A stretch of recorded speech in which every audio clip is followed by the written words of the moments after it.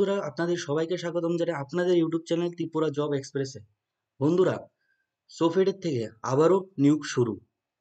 যারা যারা আগের নিয়োগটি দেখেনি তাদেরকে বলছি, ভিডিও ডিসক্রিপশনে লিঙ্ক দেওয়া আছে, আপনারা গিয়ে এর আগে যে নিয়োগটা বেরিয়েছে সেই নিয়োগটা একবার চেক করে নেবেন। আজকের ভিডিওতে আজকের দিনে যে সোফেডের তরফ থেকে যে নতুন নিয়োগটা বেরিয়ে এসেছে সেই নিয়োগ সম্পর্কিত আলোচনা আমি এই ভিডিওতে করব।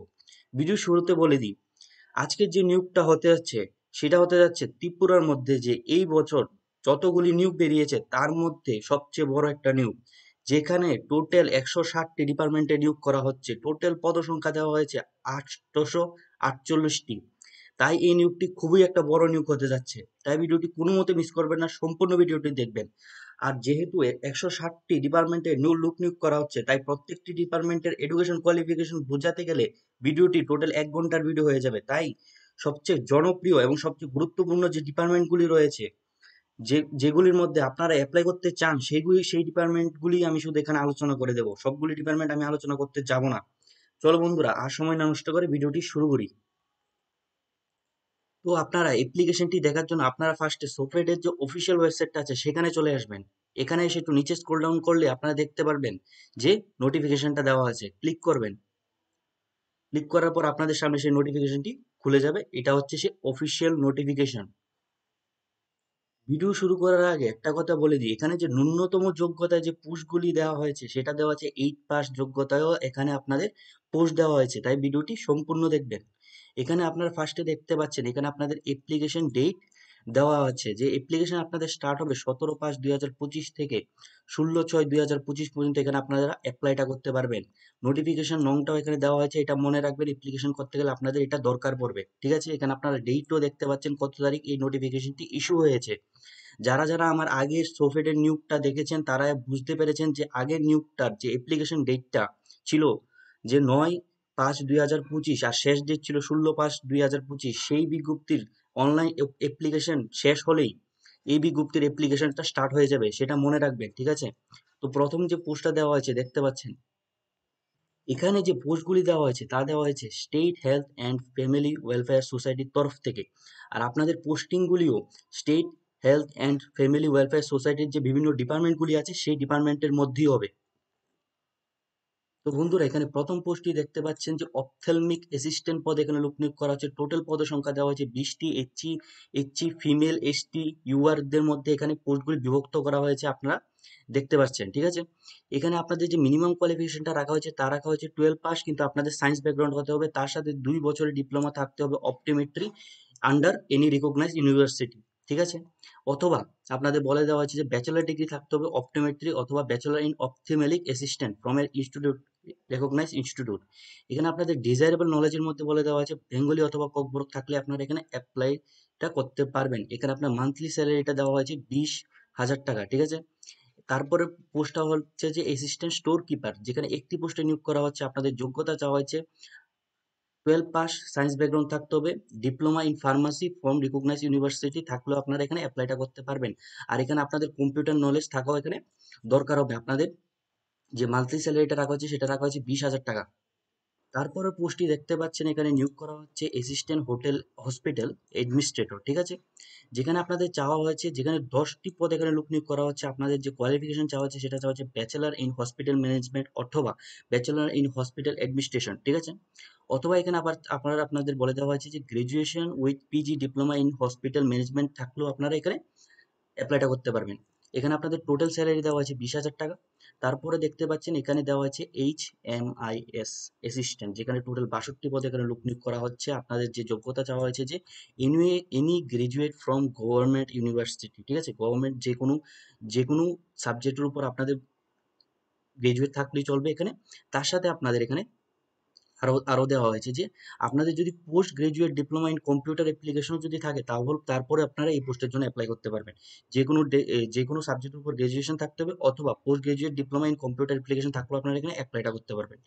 এখানে আরেকটা বলে দেওয়া হয়েছে যে বিএসসি ইন কম্পিউটার সায়েন্স থাকলেও আপনারা এখানে অ্যাপ্লাইটা করতে পারবেন। এখানে আরো কোয়ালিফিকেশন মেনশন করে দেওয়া আছে, সেটা আপনারা দেখে নেবেন। টোটাল আপনাদের বেতন দেওয়া হবে 20,000 টাকা। বন্ধুরা, এখানে আপনারা দেখতে পাচ্ছেন এখানে আরো অনেকগুলি পোস্ট দেওয়া হয়েছে, আপনারা নিজে থেকে দেখে নেবেন। আমি শুধু ডিমান্ডিং এবং সবচেয়ে বেশি পদ সংখ্যা যে পোস্টগুলিতে দেওয়া হয়েছে সেই পোস্টগুলি আমি এখানে বুঝিয়ে দেবো আপনাদের। ঠিক আছে, তো এখানে আপনারা দেখতে পাচ্ছেন আরেকটি পোস্ট দেওয়া হয়েছে এখানে অফিস অ্যাসিস্ট্যান্টের, ঠিক আছে? 6টি পোস্টে নিয়োগ করা হচ্ছে। আপনাদের যে যোগ্যতাটা চাওয়া হয়েছে সেটা দেওয়া হচ্ছে graduate in any discipline from government recognised university, ঠিক আছে? তারপর 1 বছরের এখানে post graduate in diploma in computer science এখানে বলে দেওয়া হচ্ছে 17,000 টাকা আপনাদের এখানে বেতনটা দেওয়া হবে। তারপর দেখতে পাচ্ছেন যে টেকনিক্যাল অফিসার দেওয়া হচ্ছে MBA in marketing from any government university থাকলে আপনারা এখানে অ্যাপ্লাইটা করতে পারবেন। 1 ইয়ারের কম্পিউটার অ্যাপ্লিকেশন এখানে ম্যান্ডেটরি দেওয়া হয়েছে। 35,000 টাকা আপনাদের স্যালারিটা দেওয়া হবে এখানে। তারপরে পোস্টটা দেখতে পাচ্ছেন যে ডিস্ট্রিক্ট আশা প্রোগ্রাম ম্যানেজার, ঠিক আছে? যেখানে 5টি পদে এখানে লোক নিয়োগ করা হচ্ছে। যোগ্যতা চাওয়া হচ্ছে মাস্টার ইন সোশ্যাল সায়েন্স অথবা সোশ্যাল ওয়ার্ক অথবা সোশিওলজি অথবা rural development from any recognised institute, ঠিক আছে? তার সাথে আপনাদের অ্যাটলিস্ট 1 বছরের এক্সপিরিয়েন্স চাওয়া হয়েছে project of health, rural development অথবা আশা ম্যানেজমেন্টের উপর। তার সাথে আরেকটা কথা বলে দেওয়া হয়েছে 1 বছরে আপনাদের কম্পিউটার অ্যাপ্লিকেশনের মধ্যে ডিপ্লোমা থাকতে হবে, ঠিক আছে? স্যালারিটা আপনাদের দেওয়া হবে 32,000, যেটা খুবই একটা ভালো একটা স্যালারি। তারপর দেখতে পাচ্ছেন এখানে তারপরে পোস্টটি দেখতে পাচ্ছেন ডিইআইসি ম্যানেজার, যেখানে 3টি পোস্টে লোক নিয়োগ করা হচ্ছে। আপনাদের যোগ্যতাটা চাওয়া হয়েছে মাস্টার ডিগ্রি অথবা এমবিএ ইন হসপিটাল অথবা health management from a recognised university, ঠিক আছে? আপনাদের 1 বছরের এখানে রিলেভেন্ট এক্সপিরিয়েন্স চাওয়া হয়েছে ডিপ্লোমা হোল্ডারদের জন্য, ঠিক আছে? তার সাথে এখানে বলে দেওয়া হয়েছে MBA degree from a recognised university অথবা institute with 2 years experience in hotel hospital slash health programme থাকলেও আপনারা এখানে অ্যাপ্লাইটা করতে পারবেন। টোটাল আপনাদের বেতনটা দেওয়া হচ্ছে 35,000 টাকা। তারপরে পোস্ট দেখতে পাচ্ছেন যে ডিস্ট্রিক্ট মিডিয়া এক্সপার্ট, যেখানে 2টি পোস্টে লোক নিয়োগ করা হচ্ছে। যোগ্যতা চাওয়া হয়েছে পোস্ট গ্রাজুয়েট অথবা master degree in mass communication from a recognised university, তার সাথে 1 বছরের diploma in computer application from a government recognised institution এখানে বলে দেওয়া হয়েছে। আর এখানে 1 বছরের এক্সপিরিয়েন্সও চাওয়া হয়েছে। 32,000 টাকা আপনাদের এখানে স্যালারিটা দিয়ে দেওয়া হবে। তারপরে পোস্টে দেখতে পাচ্ছেন এখানে ডেটা ম্যানেজার পোস্ট এখানে নিয়োগ করা হচ্ছে, যেখানে 4টি পদে এখানে লোক নিয়োগ করা হচ্ছে।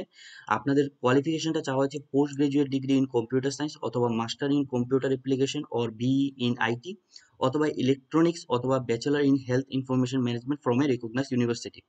এখানে আরেকটা কথা বলে দেওয়া হয়েছে যে MBA with 1 year post graduate diploma in computer application from a recognised university অথবা institute with knowledge of statistical software যদি থেকে থাকে আপনাদের, তাহলেও আপনারা এখানে অ্যাপ্লাইটা করতে পারবেন। তার সাথে এখানে একটা প্রেফারেন্স মানে গুরুত্ব দেওয়ার কথা বলে দেওয়া হচ্ছে যাদের হেলথ রিলেটেড ওয়ার্কের উপর এক্সপিরিয়েন্স আছে, ঠিক আছে? আপনাদের স্যালারিটা দেওয়া হবে আপনাদের এখানে 22,000 টাকা।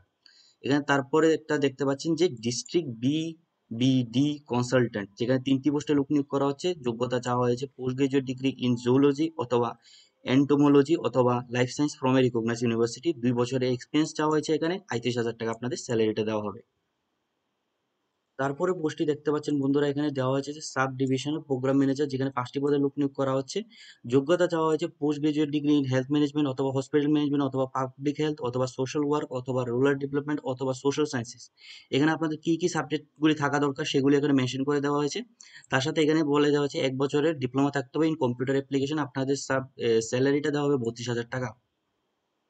তারপরের পোস্টটি দেখতে পাচ্ছেন যে সাব ডিভিশনাল আশা প্রোগ্রাম ম্যানেজার, যেখানে 3টি পোস্টে লোক নিয়োগ করা হচ্ছে। যোগ্যতাটা এখানে মেনশন করে দেওয়া আছে, আপনারা নিজে পড়ে নেবেন। তো এখানে 30,000 টাকা আপনাদের স্যালারি দেওয়া হবে। তারপর হচ্ছে যে সাব ডিভিশনাল মিডিয়া এক্সপার্ট, যেখানে দেখতে পাচ্ছেন 4টি পোস্টে এখানে লোক নিয়োগ করা হচ্ছে। পোস্টগুলি এখানে বিভক্ত করা হয়েছে। আর এখানে আপনাদের পোস্ট গ্রাজুয়েট ডিগ্রি অথবা মাস্টার ডিগ্রি অথবা ডিপ্লোমা ইন এখানে মাস কমিউনিকেশন অথবা journalism from a recognized university এখানে চাওয়া হয়েছে। 1 বছরের আপনাদের diploma in computer science computer চাওয়া হয়েছে। স্যালারি দেওয়া হবে আপনাদের 30,000 টাকা। তারপর পোস্টটা দেখতে পাচ্ছেন যে অ্যাডমিনিস্ট্রেটিভ কাম অ্যাকাউন্ট অ্যাসিস্ট্যান্ট, যেখানে 13টি পোস্টে লোক নিয়োগ করা হচ্ছে। যোগ্যতাটা চাওয়া হয়েছে বিকম। 20,000 টাকা আপনাদের স্যালারিটা দেওয়া হবে। তারপর দেখতে পাচ্ছেন সিনিয়র টিবি ল্যাবরেটরি সুপারভাইজার, যেখানে 3টি পোস্টে লোক নিয়োগ করা হচ্ছে। আপনাদের এখানে যোগ্যতাটা মেনশন করে দেওয়া হয়েছে। স্যালারি দেওয়া হবে আপনাদের 22,000 টাকা। তারপরে পোস্টটি দেখতে পাচ্ছেন যে ম্যালেরিয়া টেকনিক্যাল সুপারভাইজার, যেখানে 27টি পোস্টে লোক নিয়োগ করা হচ্ছে। আপনাদের যোগ্যতাটা এখানে মেনশন করে দেওয়া হয়েছে, দেখে নেবেন। 18,000 টাকা আপনাদের এখানে পার মান্থ স্যালারি দেওয়া হবে। তারপর হচ্ছে কম্পিউটার অ্যাসিস্ট্যান্ট, যেখানে 5টি পদে লোক নিয়োগ করা হচ্ছে। আপনাদের এখানে যোগ্যতাটা মেনশন করে দেওয়া হচ্ছে। 17,000 টাকা আপনাদের এখানে স্যালারিটা দেওয়া হবে। তারপরে পোস্টটি বন্ধুরা দেখতে পাচ্ছেন যে ডেন্টাল অ্যাসিস্ট্যান্ট এখানে নিয়োগ করা হচ্ছে। 22টি পদে এখানে লোক নিয়োগ করা হচ্ছে। শুধুমাত্র 12 পাস থাকলে আপনারা এখানে অ্যাপ্লাই করতে পারবেন। 12,000 টাকা এখানে পার মান্থ স্যালারি দেওয়া হবে। তারপরে হচ্ছে যে এএনএম, ঠিক আছে? 26টি পদে এখানে লোক নিয়োগ করা হচ্ছে। মাধ্যমিক অথবা মাধ্যমিক পাস চাওয়া হয়েছে, ঠিক আছে? এখানে ট্রেন থাকতে হবে in health worker from a recognise course of nursing, ঠিক আছে, register in ANM, ANM nursing আপনাদের এখানে থাকতে হবে। তারপর হচ্ছে যে ফার্মাসিস্ট, ঠিক আছে, 20টি পদে লোক নিয়োগ করা হচ্ছে। এখানে আপনাদের যোগ্যতাটা মেনশন করে দেওয়া হচ্ছে, 20,000 টাকা আপনাদের এখানে স্যালারিটা দেওয়া হবে। তারপর হচ্ছে যে দেখতে পাচ্ছেন স্টাফ নার্স, 3টি পোস্টে লোক নিয়োগ করা হচ্ছে, আর এখানে আপনাদের যোগ্যতাটা মেনশন করে দেওয়া হচ্ছে যে আপনাদের বিএসসি নার্সিং থাকতে হবে। এখানে আপনাদের 25,000 টাকা এখানে স্যালারি দেওয়া হয়েছে। তো বন্ধুরা এখানে আপনারা দেখতে পাচ্ছেন এখানে আরো অনেকগুলি পোস্ট দেওয়া হয়েছে, যে সাইকোথেরাপিস্ট, এডিওলজিস্ট, সাইকোলজিস্ট, স্পেশাল এডুকেটর, এগুলির যে যোগ্যতা, এডুকেশন যোগ্যতা এবং স্যালারিটা আপনারা নিজে নিজে দেখে নেবেন। তারপর চলে যায় তারপর পোস্টগুলি এখানে আপনারা দেখতে পাচ্ছেন যে সোশ্যাল ওয়ার্কার, ডেন্টাল টেকনিশিয়ান, তারপর কাউন্সিলর, তারপর এখানে আবার counsellor, radio keeper, record keeper, state programme, বিভিন্ন পদ এখানে লোক নিয়োগ করা হচ্ছে। আপনাদের যোগ্যতাগুলি এখানে মেনশন করে দেওয়া হয়েছে, এগুলি দেখে নেবেন। স্যালারিগুলো এখানে মেনশন দেওয়া হয়েছে, এখানে খুবই ভালো একটা স্যালারিতে লোক নিয়োগ করা হচ্ছে।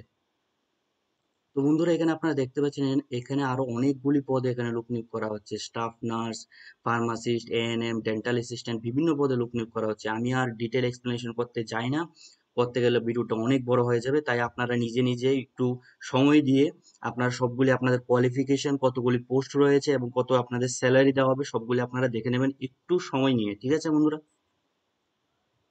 আমি শুধু আপনাদের শুধু স্ক্রোল ডাউন করিয়ে করিয়ে একটা একটা করে পোস্টে আমি শুধু দেখিয়ে দিই, আপনারা একটা একটা করে সবগুলি পোস্ট এখানে দেখে নেবেন। আমি শুধু লাস্টে শুধু কিছু কিছু পোস্ট এখন বুঝিয়ে দেবো। এখানে দেখতে পাচ্ছেন প্রচুর পদে প্রচুর ডিপার্টমেন্টে এখানে লোক নিয়োগ করা হচ্ছে। আপনারা কোনো মতেই এই যে নোটিশটা কোনো মতেই মিস করবেন না, অবশ্যই এটার মধ্যে অ্যাপ্লাইটা করবেন।